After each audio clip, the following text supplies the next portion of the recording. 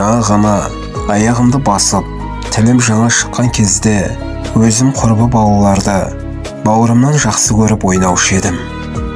Ойнап жүріп, қарным ашқанын, күннің батқанын білмей қалушы едім. Сол тіпті сүйікті ойынам жанымдай көретін жас құрбыларыма махаббатым үйге келгендегі ата-анам сақтап қойып берген тәтті тамақ пен әлбеште беркелеткен сол өлшеусіз қызық бағым. Қайдасың, қайда кеттің?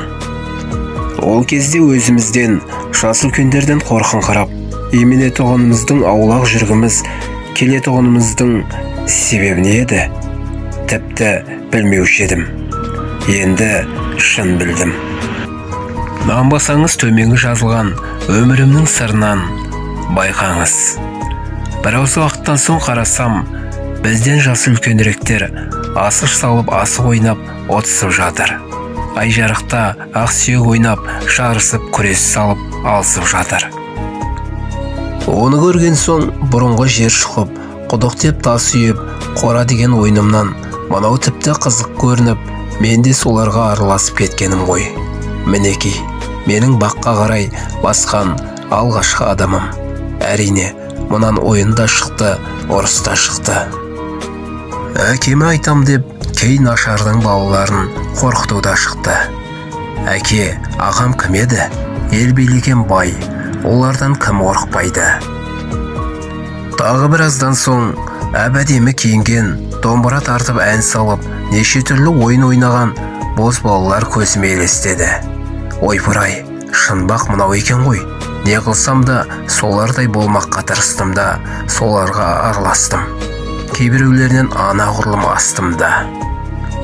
Әрине, боз бала күндегі неше түрлі құмарлықпен істеген істерді айтып тауыса алмаймын. Бірақ онан дәрі көрінген бақ оған да тұрақтатпады. Себебі біраздан соң шиылысқа келіп болыстар әмір жүргізіп, билер билік құрып, шешенді тілін безіп жатқанын дегендей, әлденеше түрлі адамшылық атты бір бақ кез болды. Мұндай нәрсе адамды қызықтырмай тұра ма? Енді қамшылап қалың жауға кіргенде-ақ өзімді өзім қайраттандырып кірдім де кеттім.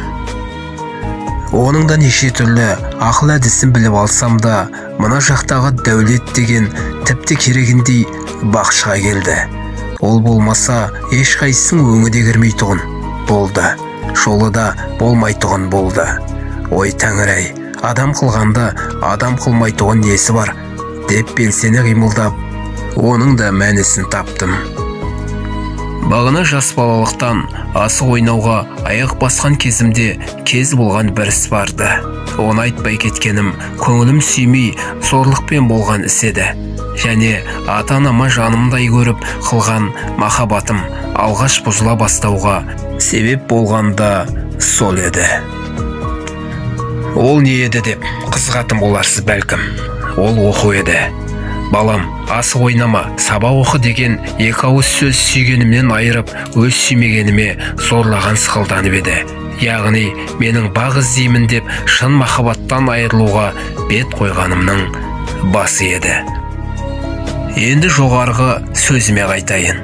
Сөйтіп, тәмәм бақты тауып алдым да, өзімнен төмендегілерді бақпен көзге ұрып, көзін ағартып, алдыңғыларға аяғынан алсам да жетпек болдым. Жеттім де. Мұнан басқа талай бақтарым айтылмай да қалды. Себебі сіздерді зарықтырмай ақырғы бағымды айтпақпын. Сөйтіп, бақтан баққа қонып жүргенімде бір күні құрғырдың қайдан келгенін білмеймін. Өткен өміріңді ойлашы деген бір ой сап ете түсті. Амалсыз ойладым. Сонда ойым мынау еді. Мен жастықтан балалыққа қызықтым. Одан бозбалалықты бақ деп білдім. Онан әрі адамшылық атты баққа қызметкер болдым. Ақырында малға құл болдым. Себебі жасаған сайын алдыңғы бұзылып, артқы бақ түзеу сықылданды.